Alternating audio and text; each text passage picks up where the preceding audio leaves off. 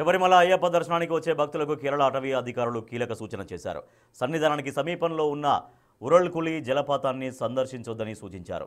వన్యప్రాణుల నుంచి ముప్పు పొంచి ఉండడం, తరచూ ప్రమాదాలు జరుగుతుండడంతో అప్రమత్తమైన అటవీ శాఖ ఈ మేరకు ప్రకటన విడుదల చేసింది.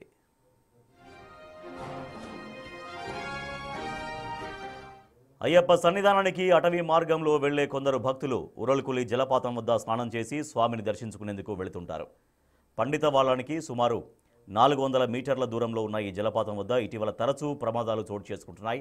వన్యప్రాణుల సంరక్షణ చట్టం కింద ఈ ప్రాంతంలోకి ప్రవేశం పూర్తిగా నిషేధించారు. ఈ ప్రాంతంలో ఏనుగుల గుంపు సంచరిస్తూ ఉంటుంది. ముఖ్యంగా సాయంత్రం వేళల్లో ఈ జలపాతానికి దూరంగా ఉండాలని భక్తులకు అధికారులు సూచించారు.